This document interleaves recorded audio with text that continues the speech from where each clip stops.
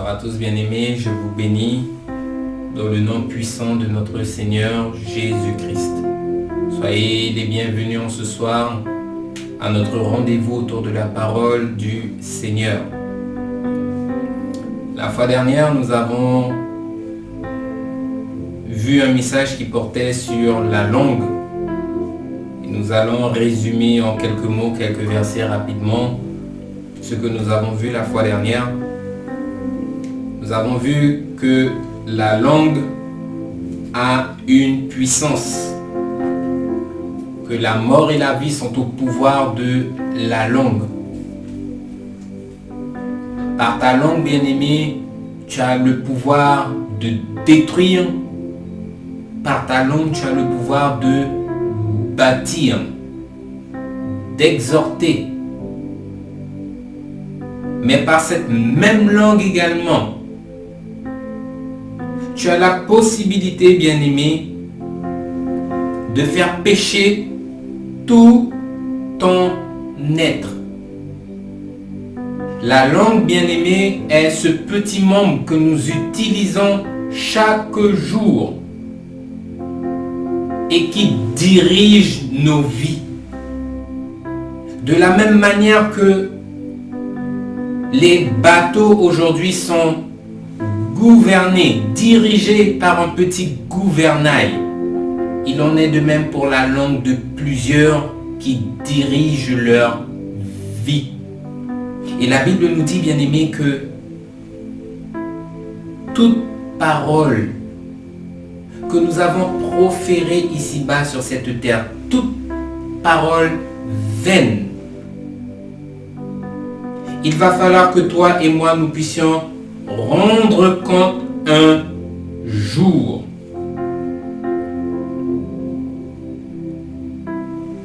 Tout ce que tu auras dit ici-bas sur cette terre ne restera pas impuni. Je parle bien des paroles vaines, des paroles blasphématoires, le mensonge, la tromperie, toutes ces choses que nous avons utilisées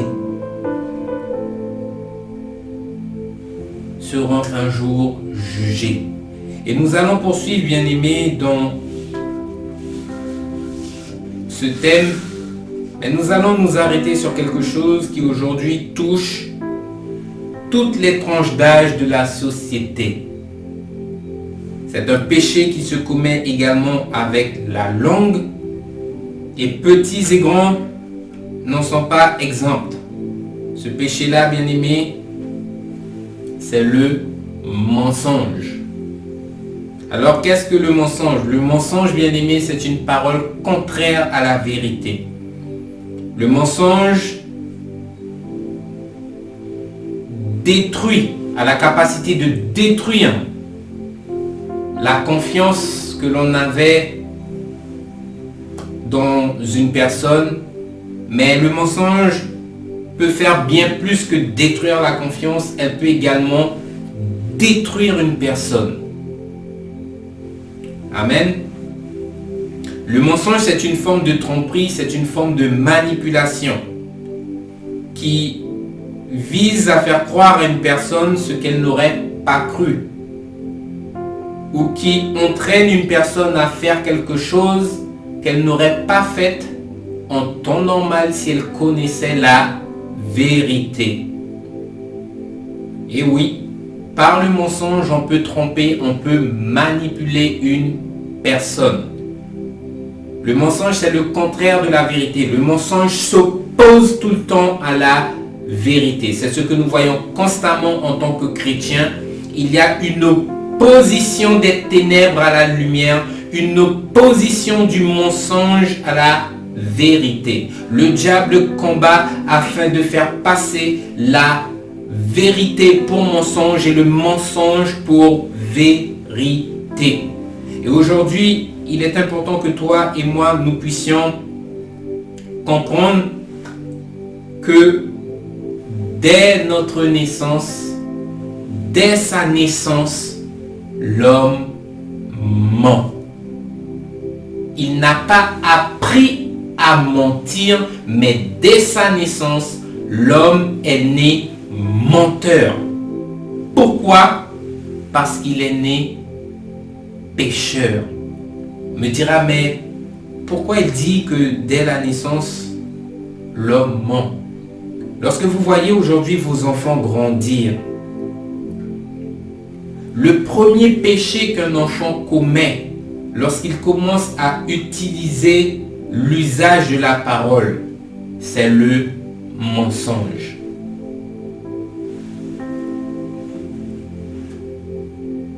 Qui c'est qui a mangé le gâteau sur la table? Est-ce que c'est toi? Non, c'est pas moi maman. Non, c'est pas moi papa. Et pourtant tu regardes ton enfant a tout autour de sa bouche les traces de chocolat. Mais lorsque nous regardons bien, c'est pas toi en tant que parent qui a appris à l'enfant à mentir. L'enfant développe ces choses en grandissant tout simplement parce que le péché agit en lui. Amen. Et peu importe qui nous sommes, peu importe ce que nous faisons chaque jour, il n'y a aucune personne sur terre, pardonnez-moi, qui aime qu'on lui mente. Personne n'aime être en compagnie d'un menteur et personne n'aime qu'on lui mente. Alors à combien plus forte raison, bien-aimés, imaginez votre Père qui est dans les cieux. Il n'aime pas voir ses enfants mentir, mais il n'aime pas voir également ceux qui sont dehors pratiquer le mensonge. Et c'est cela que nous allons voir en ce soir, bien-aimés. Mais avant toute chose, je vous invite à incliner la tête afin de remettre ce temps et ce moment entre les mains du Seigneur. Amen. Éternel Dieu, 3 fois saint, Dieu tout-puissant, nous te glorifions, nous t'exaltons ce soir, Seigneur, pour l'opportunité qui nous est accordée par ta grâce de pouvoir nous réunir encore une fois, Seigneur mon Dieu, autour de ta parole. Nous te disons merci, Seigneur mon Dieu, pour l'instruction, Seigneur mon Dieu, qui nous sera donnée en ce soir. Veuille, Seigneur mon Dieu, nous aider, Seigneur, à recevoir ta parole, à ne pas endurcir nos cœurs, Seigneur mon Dieu, parce que tu appelles, Seigneur mon Dieu, tout homme à rechercher ce qui est juste et droit et à revenir, Seigneur mon Dieu, de toute sa mauvaise voie. C'est pour cela, Père éternel, que je te demande pardon pour mes fautes et mes offenses, que je te demande pitié, Seigneur Dieu Tout-Puissant, pour ton peuple, pour tous ceux et celles qui sont là, Seigneur mon Dieu, et pour tous ceux et celles qui sont également connectés, Seigneur mon Dieu, afin de recevoir, Seigneur mon Dieu, ta parole. Seigneur, puisses-tu agir dans nos cœurs, et puisses-tu, Seigneur mon Dieu, nous éclairer en ce soir dans le nom de Jésus. Nous te demandons pitié pour nos fautes et nos offenses de ce jour, là où nous avons été trouvés contraires, Seigneur mon Dieu, faisant ce qui est contraire, Seigneur, à ta volonté. Pardonne-nous, Seigneur. Pardonne-nous pour nos fautes et nos offenses. Pardonne-nous pour nos maladresses. Pardonne-nous pour toute pratique, Seigneur mon Dieu, qui ne t'a pas glorifié, qui ne t'a pas rendu témoignage dans le nom de Jésus. Seigneur, je m'en remets moi-même entre tes mains. Viens, Seigneur mon Dieu, prendre le contrôle de ce temps et de ce moment, et qu'au travers, Seigneur mon Dieu, de cette œuvre, que ton peuple, Seigneur mon Dieu, puisse être édifié en ce soir.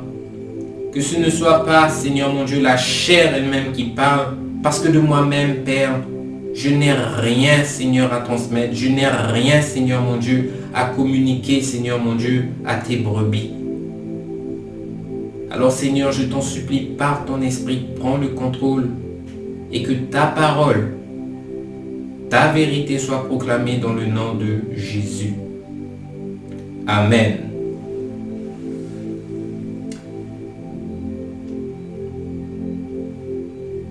Donc, comme je le disais, je ne connais personne ici-bas sur cette terre, que ce soit parmi tes amis, que ce soit parmi la famille, personne qui apprécie être en compagnie d'un menteur, personne qui n'aime qu'on lui mente. Dans l'éducation que nous donnons à nos enfants, comme je l'ai dit, nous les apprenons à dire la vérité. Nous-mêmes, nous avons été éduqués afin que nous puissions dire la vérité. Et combien, même si en disant la vérité, ça nous donne d'avoir part au châtiment, d'avoir part à la réprimande, mieux vaut recevoir la correction, mieux vaut recevoir la réprimande que de demeurer dans le mensonge. Amen.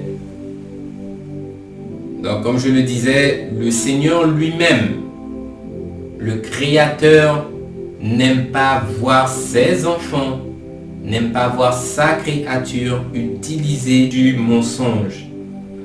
Nous allons voir deux passages rapidement. J'invite le peuple premièrement dans le livre de Proverbes au chapitre 12. Nous prenons la lecture à partir du verset 22.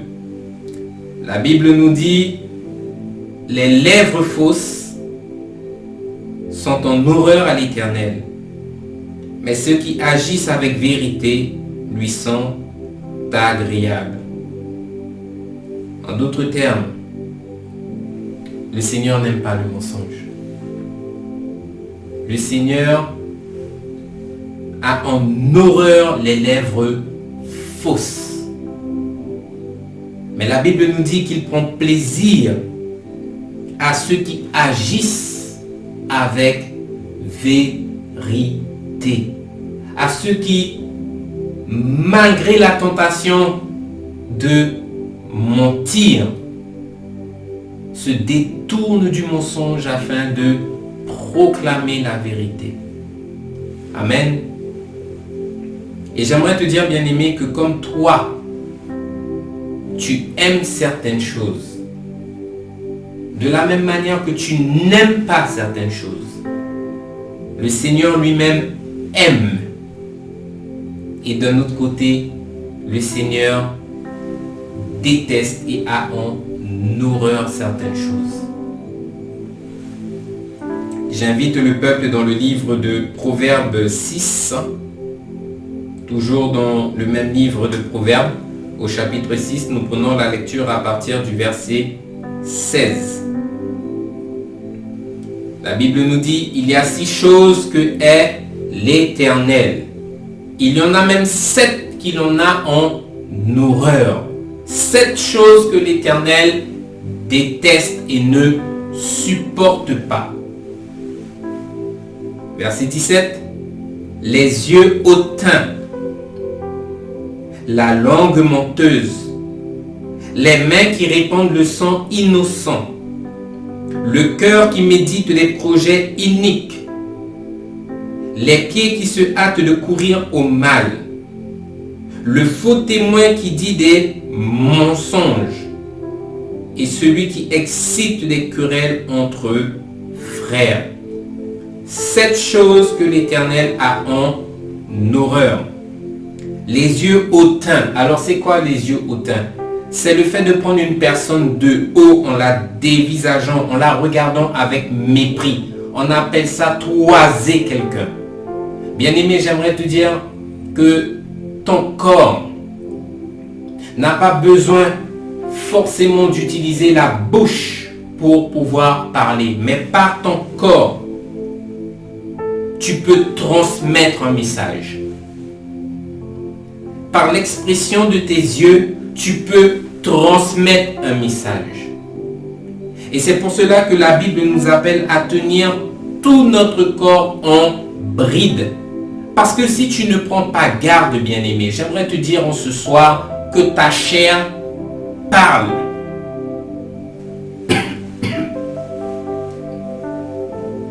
La langue menteuse, c'est la langue qui ne cesse de répandre le mensonge. Les mains qui répandent le sang innocent, ce sont des personnes qui se plaisent dans toutes sortes de mauvaises actions, dans toutes sortes de crimes où le sang coule ils aiment ces choses. Et la Bible nous dit que le Seigneur en a horreur. Il a horreur des mains qui répandent le sang. Le cœur qui médite des projets iniques, des projets injustes. Jour et nuit, tu médites en ton cœur quel mauvais plan tu mettras en place pour pouvoir, par exemple, te venger d'une personne. C'est un exemple. Les pieds qui se hâtent de courir au mal. Les personnes qui, au lieu de reconsidérer leur voie, continuent à appuyer sur le champignon pour pouvoir continuer à mal faire. Mal faire. Mal faire. À aucun moment, ils ne s'interrogent pour se dire « Ce que je m'apprête à faire est mal. » Mais non, ils continuent à courir parce qu'ils se plaisent à faire ce qui est injuste. Le faux témoin qui dit des mensonges.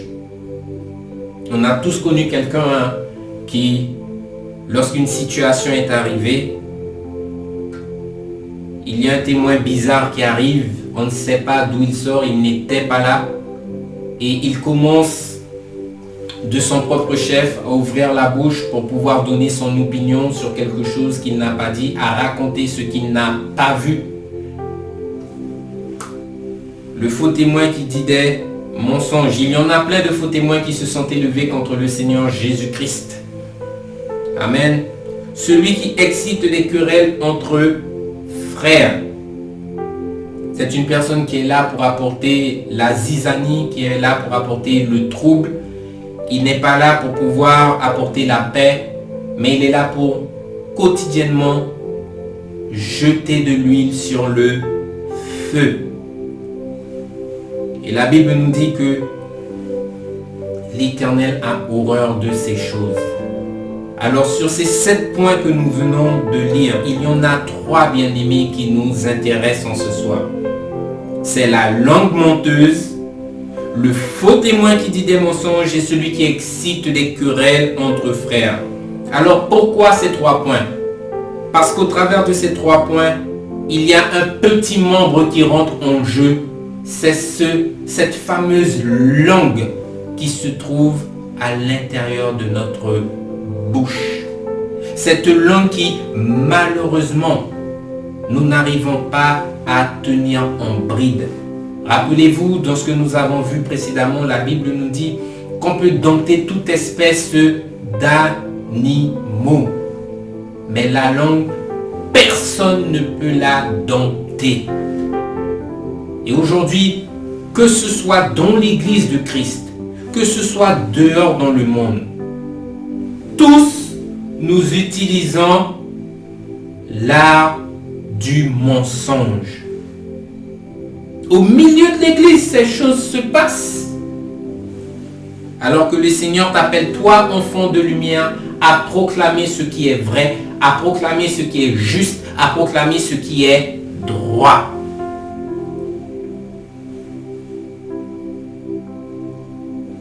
Alléluia. La Bible nous dit que celui qui pratique le mensonge, il a pour père le diable. Le Seigneur identifie le mensonge comme appartenant au diable. Quiconque pratique le mensonge est du diable, nous dit la Bible. J'invite le peuple dans le livre de Jean. Nous prenons la lecture, Jean 8.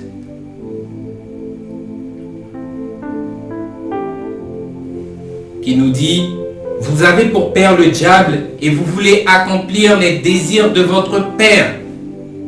Il a été meurtrier dès le commencement et il ne se tient pas dans la vérité. Parce qu'il n'y a point de vérité en lui. Lorsqu'il profère le mensonge, il parle de son propre fond. Car il est menteur et le père du mensonge.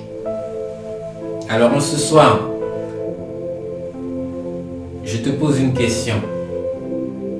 qui est ton père? Le diable ou Dieu?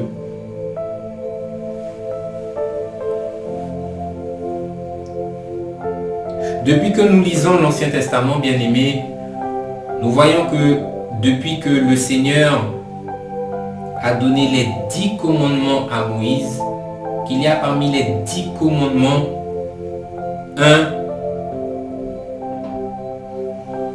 qui nous oriente déjà sur la volonté de Dieu pour l'homme. Tu ne diras pas de faux témoignages. En d'autres termes, tu ne tromperas pas, tu ne manipuleras pas, tu ne mentiras pas. Nous allons voir 3 versets, 3 passages dans la Bible qui nous appellent à nous éloigner du mensonge. La Bible regorge de passages qui nous appellent à nous éloigner du mensonge. Le mensonge qui est un vice, le mensonge qui est un péché.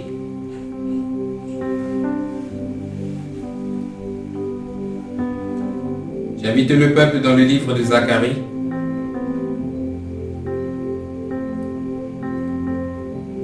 Zacharie 8 à partir du verset 16. Il est écrit: voici ce que vous devez faire.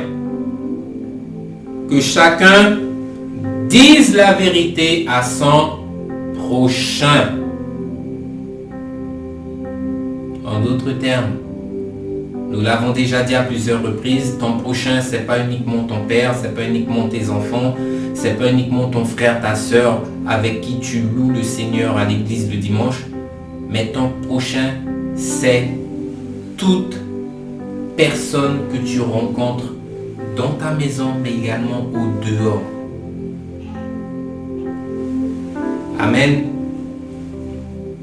Tu dois pouvoir dire la vérité à ton prochain en tout temps et ne pas avoir cette semence ténébreuse qui t'entraîne dans des voies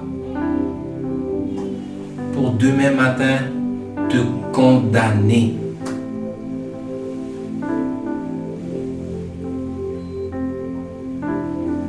Donc Zacharie 8, 16, c'est un premier passage. Nous prenons le deuxième passage dans le livre d'Éphésiens au chapitre 4, à partir du verset 25, qui nous dit: c'est pourquoi renoncez au mensonge et que chacun de vous parle selon la vérité à son prochain. Alléluia. Abandonnez l'usage du mensonge et parlez-vous les uns aux autres avec vérité. Ne pratiquez pas ces choses parce que ces choses ne sont pas de moi. Ces choses appartiennent au diable. Depuis le début, c'est un menteur. Et si vous utilisez ces choses, vous démontrez clairement que vous ne m'appartenez pas, mais vous lui appartenez, dit l'Éternel. Renoncez au mensonge.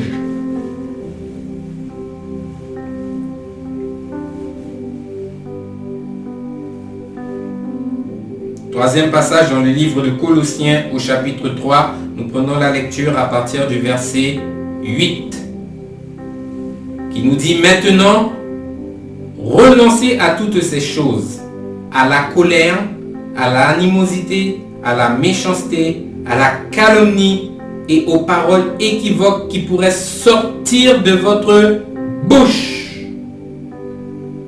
Ne mentez pas les uns aux autres, mais étant dépouillés du vieil homme et de ses œuvres, et ayant revêtu l'homme nouveau qui se renouvelle dans la connaissance de l'image de celui qui l'a créé. Le mensonge, nous le savons tous, n'est pas de Dieu. Le mensonge, c'est pas l'image de Christ. Le mensonge, c'est l'image du diable. Et la Bible t'appelle aujourd'hui, bien-aimé, en ton être spirituel, à te renouveler dans la connaissance de celui qui t'a créé. En d'autres termes, chaque jour de ta vie, recherche la perfection. Recherche à plaire à ton Seigneur. Il y a un passage de la Bible qui nous dit « Soyez des imitateurs de Christ ». Lorsque nous lisons le passage, lorsque nous lisons la parole du Seigneur, à aucun moment nous voyons dans la Bible que le Seigneur Jésus a utilisé le mensonge. Mais la Bible nous dit qu'il nous a laissé au travers de sa vie un exemple parfait que nous puissions suivre afin que demain nous puissions lui ressembler. Il est l'exemple parfait. En lui, il n'y a pas eu une ride, une tache, une variation, une hésitation pour pouvoir être dans le péché et dans la lumière. Non, la Bible nous enseigne que le Seigneur lui-même, il est la lumière du monde, il est le sel de la terre. Le Seigneur lui-même est venu pour pouvoir éclairer les hommes que nous sommes. En lui, bien-aimé, il n'y avait pas de ténèbres. C'est pour ça que c'est une valeur sûre pour nous de suivre le Christ. Parce que jamais, bien-aimé, le Christ ne te mentira si tu le suis, lui.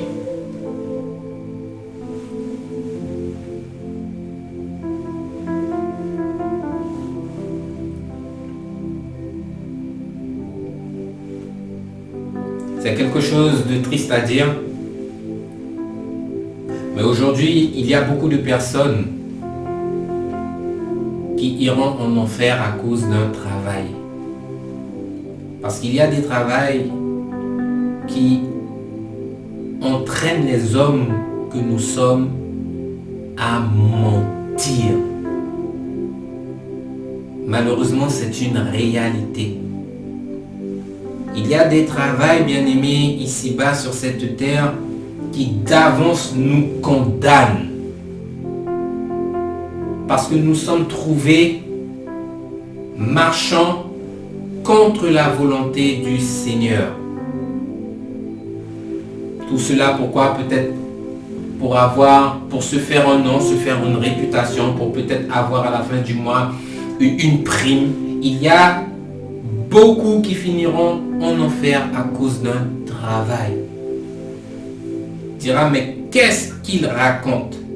Lorsque vous prenez la fonction d'avocat, combien aujourd'hui se font l'avocat du diable en allant défendre l'indéfendable? Il y a des témoins qui étaient présents sur place qui ont vu ce qui s'est passé. Il y a toutes les preuves scientifiques qui témoignent contre cette personne. La victime elle-même reconnaît son agresseur. Mais malgré ça, vous voyez au tribunal un avocat qui arrive et qui use de stratégie, qui use de mensonges pour pouvoir faire libérer, faire innocenter son client. Vous voyez la folie du monde? La vérité passe pour mensonge, le mensonge passe pour la vérité. C'est un très bel exemple, le métier d'avocat. Mais il n'y a pas que le métier d'avocat, il y a également les personnes qui travaillent dans les agences immobilières. Il te faut tromper le client en allant lui vendre un bien, un appartement, une maison à coups de mensonges.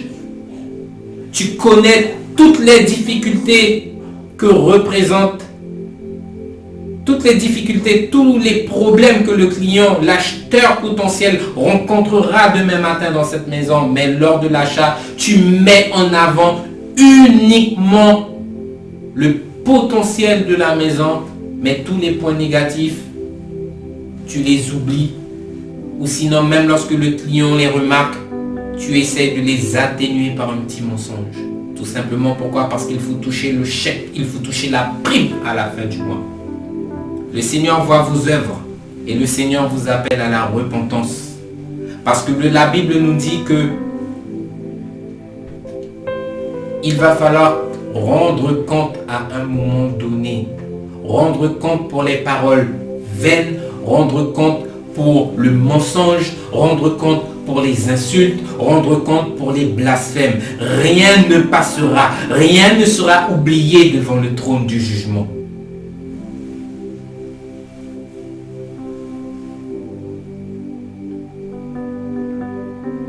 Et en plus du travail, il y a également la participation au péché d'autrui. Me dira, mais comment? Nous allons le voir tout de suite. J'invite le peuple dans le livre de Lévitique.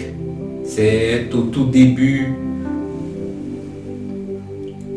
de l'Ancien Testament. Vous avez le livre de la Genèse, le livre d'Exode et vous tombez tout de suite sur le livre de Lévitique. Lévitique au chapitre 19. Nous prenons la lecture à partir du verset 17. Le verset 17 qui nous dit: tu ne haïras point ton frère dans ton cœur. Tu auras soin de répondre ton prochain. Regardez la dernière parole du verset qui nous dit: et tu ne te chargeras point d'un péché à cause de lui.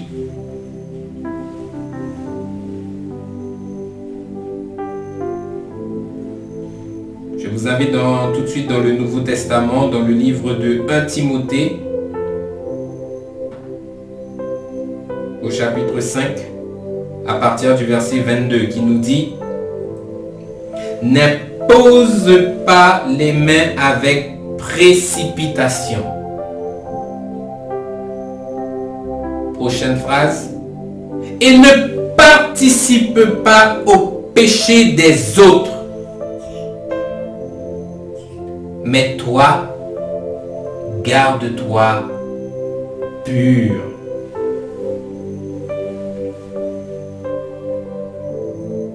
J'aimerais dire aux bien-aimés que vous ne devez pas vous laisser entraîner dans la folie des autres. Tu ne dois pas te laisser entraîner dans le même débordement que les autres. Combien aujourd'hui utilisent leur bouche pour pouvoir mentir, pour couvrir les fautes, pour couvrir les actions d'une personne? Combien? Et la Bible t'appelle pourtant à veiller. À veiller. Parce que oui, bien-aimé, le péché remplit toute la terre. Et nous devons veiller afin de ne pas perdre notre justice qui se trouve en Dieu. Nous devons veiller afin de préserver ce que nous avons reçu.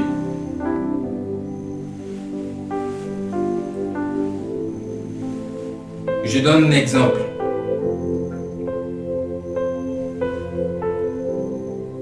Il y a aujourd'hui ce qui se passe lorsque des hommes et des femmes sont adultères. Elles vont jusqu'à impliquer des amis dans leurs actes. Tu laisses ta femme chez toi le soir de 20h à 22h. Et tu sais qu'en rentrant à la maison, que ta femme te demandera où est-ce que tu étais.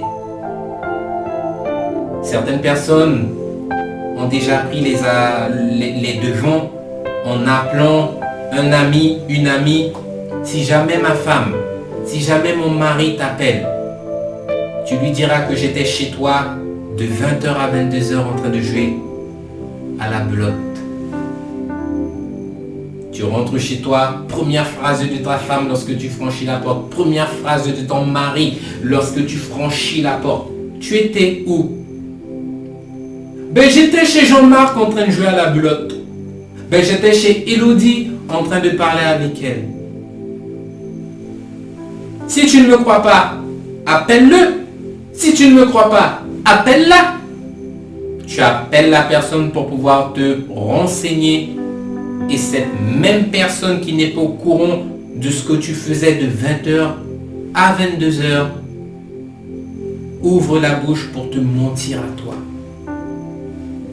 Et dans le passage que nous venons de lire, le Seigneur est très clair. Garde-toi pur. Ne participe pas au péché d'autrui.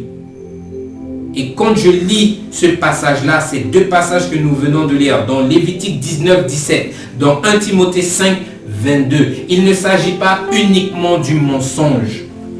Combien aujourd'hui se retrouvent impliqués dans des situations où ils se retrouvent à participer dans le mensonge ou sinon dans la folie des autres.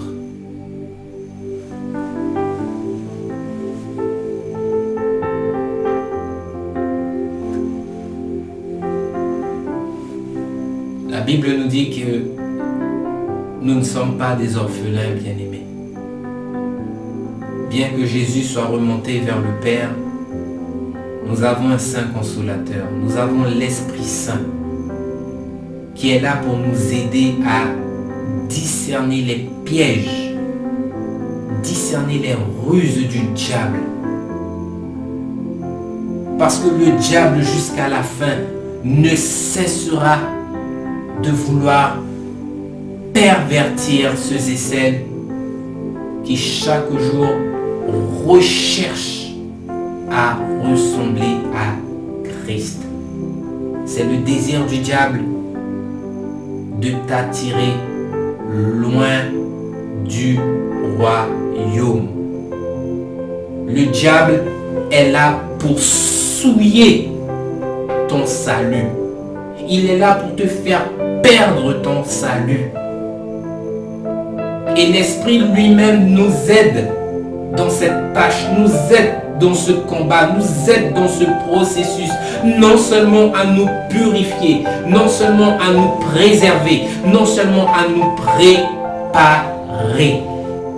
C'est là sa mission, c'est là son ministère, nous aider à nous préparer en renonçant à toutes ces choses mondaines, à toutes ces choses charnelles. Abandonner l'usage du mensonge. Il y a ce que l'on appelle également dans le monde des mensonges blancs. Ce sont des mensonges que nous utilisons tous quotidiennement. Et c'est même recommandé d'en utiliser. Vous vous imaginez des mensonges blancs. Alors qu'ils soient blancs, qu'ils soient rouges, qu'ils soient noirs, il n'en demeure pas moins, bien aimé, que c'est un mensonge. Et tout mensonge est un péché. L'homme aujourd'hui veut graduer le péché devant le Seigneur. Si j'ai menti, mais c'est un petit mensonge. Hein. Chaque petit mensonge emmène un autre mensonge derrière. Tu surenchéris avec un autre mensonge encore plus grand. Le mensonge n'est pas comparable à un meurtre. Le mensonge n'est pas comparable à un viol. Mais tout péché reste un péché.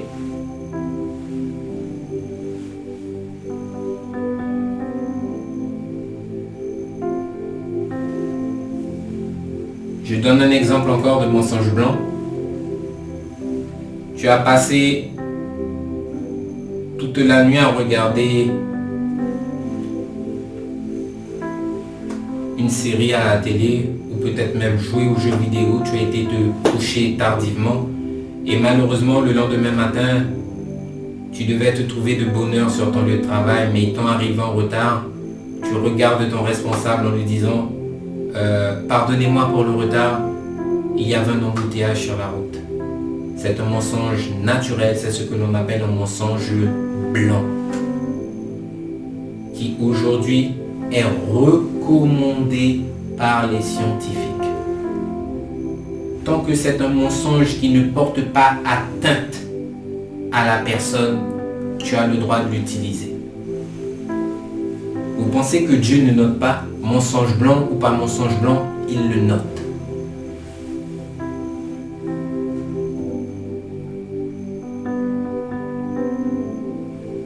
Et j'aimerais te dire, bien-aimé, en ce soir, que toute personne qui se livre à cet acte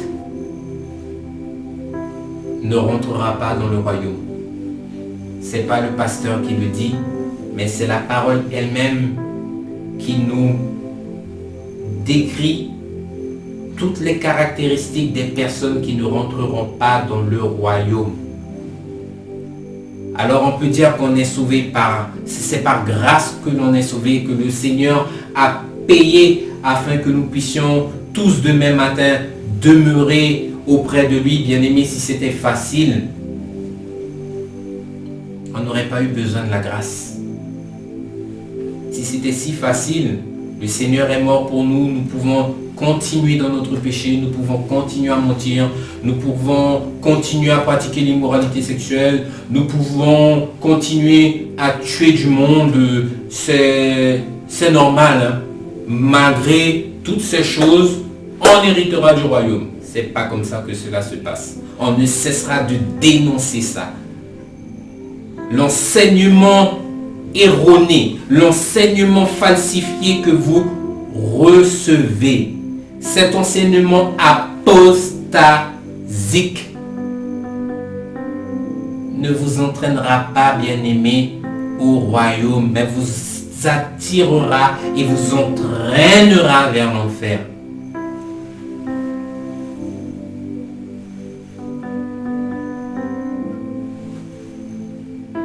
J'invite le peuple dans le livre des psaumes. Le psaume 101. Nous prenons la lecture à partir du verset 7. La Bible nous dit: j'aurai les yeux sur les fidèles du pays, pour qu'ils demeurent auprès de moi. Celui qui marche dans une voie intègre sera mon serviteur. La Bible dit bien ici, hein, j'aurai les yeux sur les fidèles. Les fidèles, c'est qui? C'est ceux qui recherchent chaque jour à pratiquer de bonnes œuvres. Ceux qui recherchent chaque jour, à force de persévérance, à se sanctifier, à se préserver des souillures du monde. Et la Bible nous dit: celui qui marche dans une voie intègre, en d'autres termes, celui qui est intègre, celui qui ne prend point part aux ténèbres et en même temps à la lumière. Mais en tout temps, il recherche ce qui est lumière, et il éloigne de lui tout ce qui concerne les ténèbres.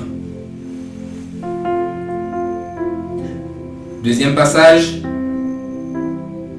nous prenons la lecture dans Apocalypse 22 à partir du verset 14, qui nous dit: heureux ceux qui lavent leurs robes afin d'avoir part à l'arbre de vie et d'entrer par les portes de la ville. Vous voyez ici, heureux ceux qui lavent leurs robes. En d'autres termes, ce sont ceux qui ont quotidiennement veillé, quotidiennement combattu le bon combat.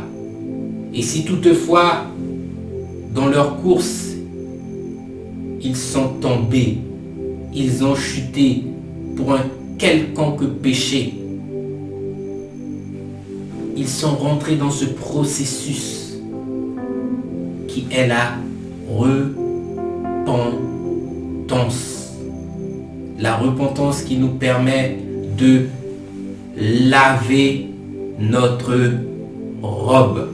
En d'autres termes, ils n'ont pas été fiers, ils n'ont pas été orgueilleux ni arrogants, mais ils ont reconnu leur péché et c'est en s'humiliant devant le Seigneur qu'ils sont venus demander pardon, qu'ils sont venus demander la miséricorde de Dieu, qu'ils sont venus demander au Seigneur de les laver, de les purifier du péché qu'ils ont commis.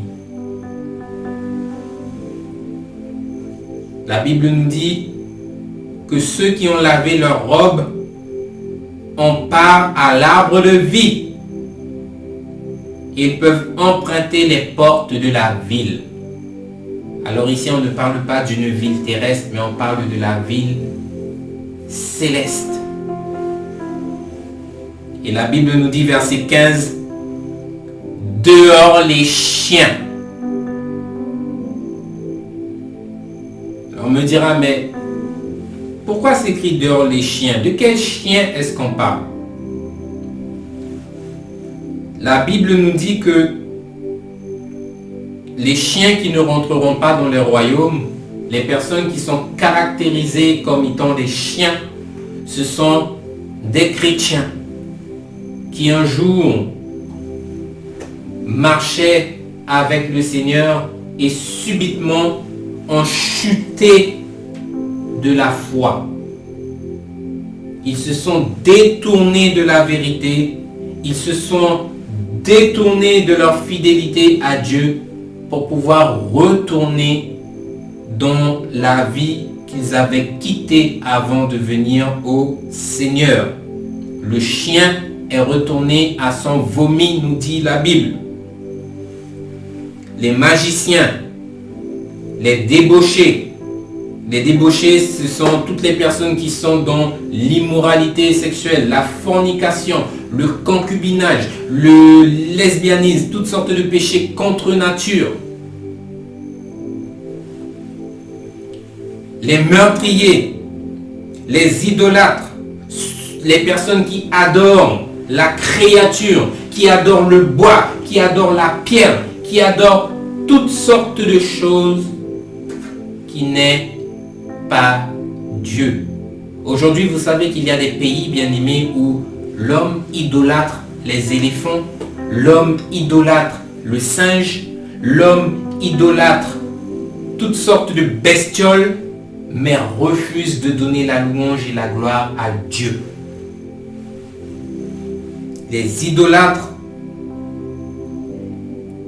Et nous terminons avec « Et quiconque aime et pratique le mensonge. » Alors ici, ce passage-là est fort. Dehors les chiens, dehors les magiciens, dehors les immoraux, dehors les meurtriers, dehors les idolâtres, dehors quiconque aime et pratique le mensonge. Ici, il n'est pas dit dehors quiconque pratique les gros mensonges, les grands mensonges. Non, petits et grands mensonges, petits et gros. Peu importe la forme du mensonge, le Seigneur ne regardera pas ces choses. C'est un mensonge. Le salaire du péché, c'est la mort. La finalité, c'est la même chose, la mort. Tu ne rentreras pas dans le royaume. Le mensonge n'a point part à l'arbre de vie. Le mensonge n'a point part au royaume. Toutes ces choses resteront dehors.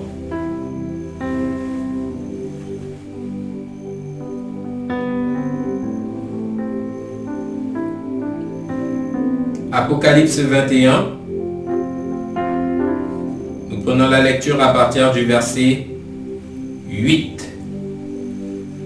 Mais pour les lâches, les incrédules, les abominables, les meurtriers, les débauchés, les magiciens, les idolâtres et tous les menteurs. On n'a pas dit seulement les grands menteurs, hein. On a dit et tous les menteurs. Leur part sera dans l'étang ardent de feu et de soufre, ce qui sera la seconde mort. Alors ici, pourquoi on met l'accentuation sur « et tous les menteurs ». Parce qu'aujourd'hui, n'oubliez pas, le mensonge est un usage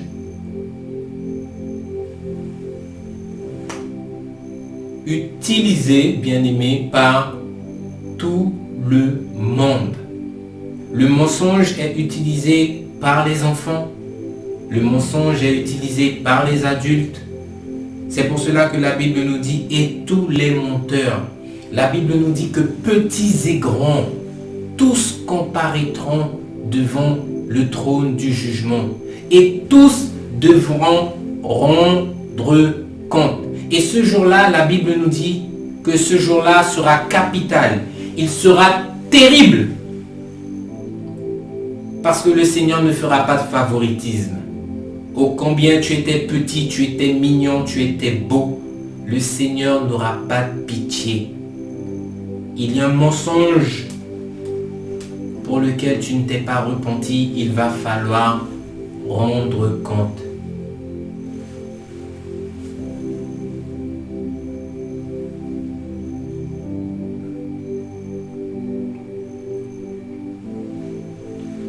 Le péché, lorsqu'il est consommé, produit la mort. Et le salaire du péché, c'est la mort. La finalité du péché, c'est la mort. Nous le connaissons bien, jamais le péché n'a entraîné un homme dans le paradis de Dieu. Dans toute la Bible, nous voyons que le Seigneur lui-même condamne le péché. En revanche, la Bible nous fait comprendre que le Seigneur aime les pécheurs, mais il condamne le péché, il condamne les mauvaises actions qu'ils commettent.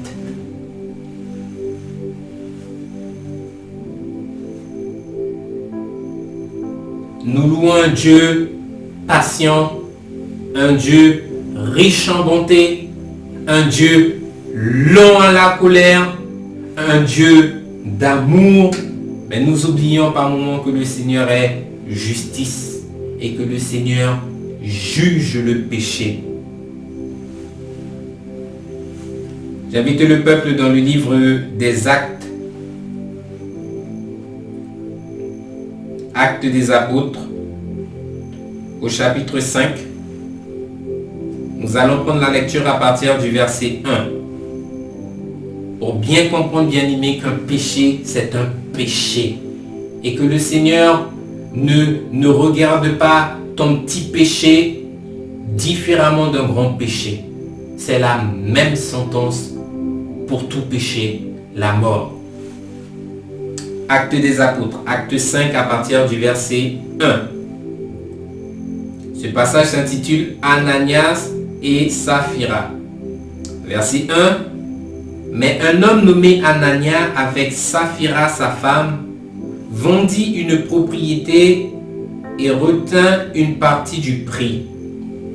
Sa femme le sachant, puis il apporta le reste et le déposa aux pieds des apôtres.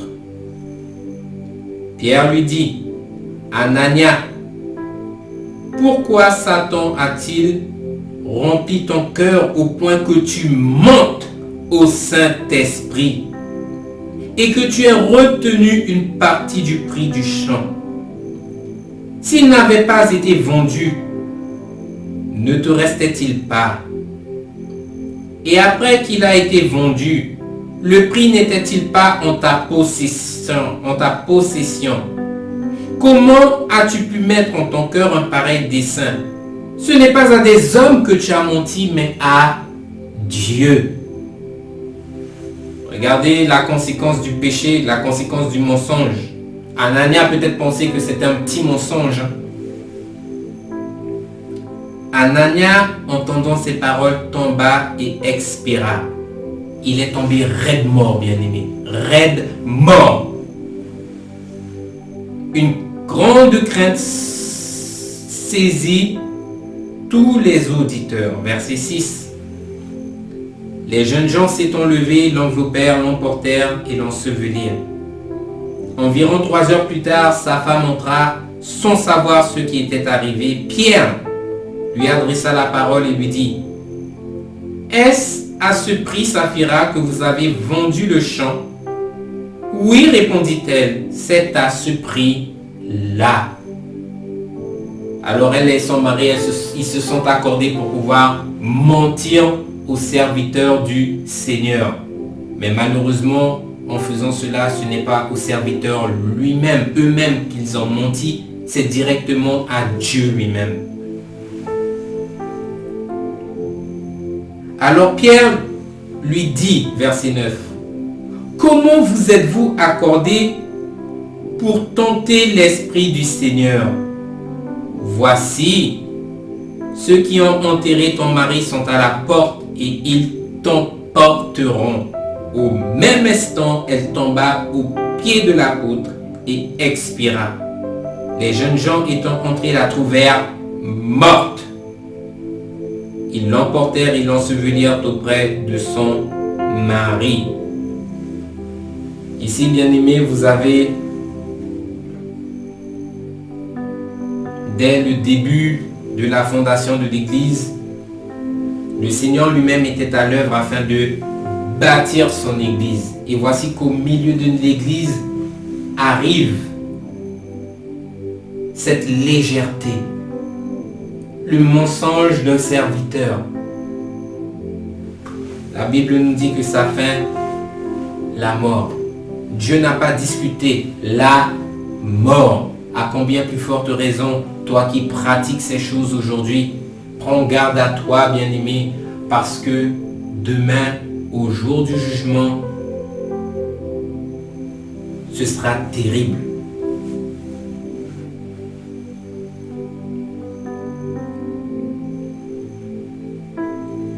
J'aimerais dire au peuple que le péché est néfaste pour notre salut. Le péché nous ferme l'accès au royaume. Le péché ne nous ouvre pas les portes du royaume, mais bien au contraire, il nous ferme l'accès au royaume. Et beaucoup aujourd'hui dans l'Église se trompent de combat en déclarant publiquement qu'ils sont enfants de Dieu, alors qu'en réalité, pardonnez-moi, ils ne savent pas ce que c'est qu'être un enfant de Dieu.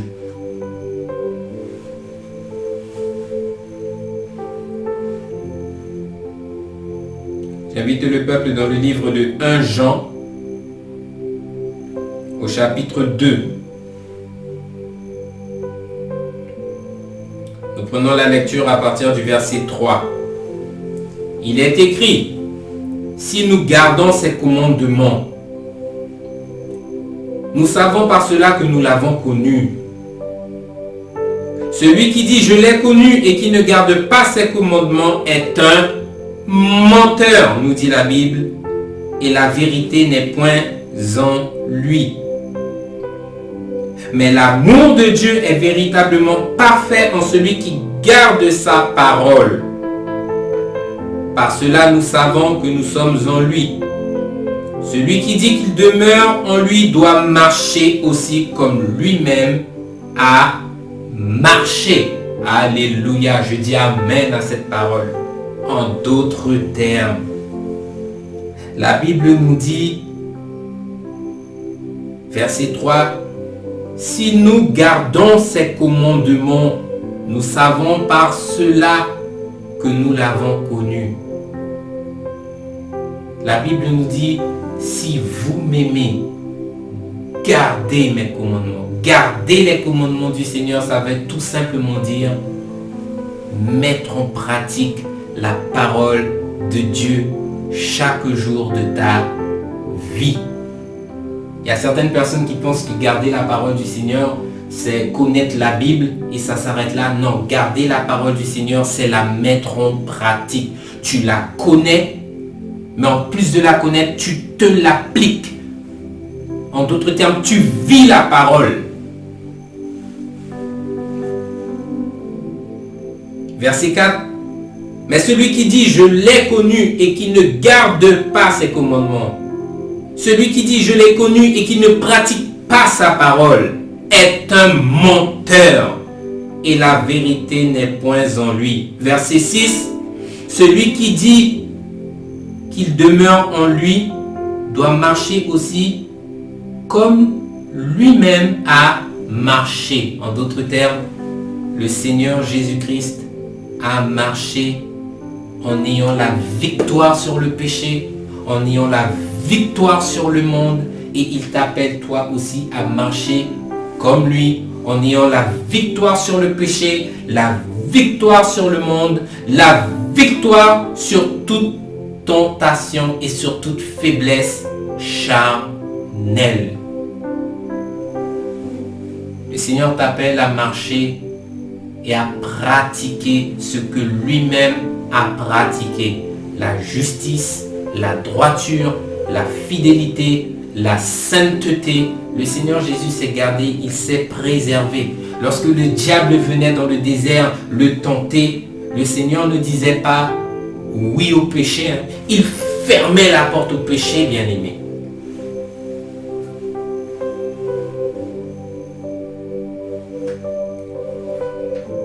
Nous allons prendre un dernier passage avant de clôturer. J'invite le peuple dans le livre des Psaumes au verset 34. Nous allons prendre la lecture à partir du verset 13.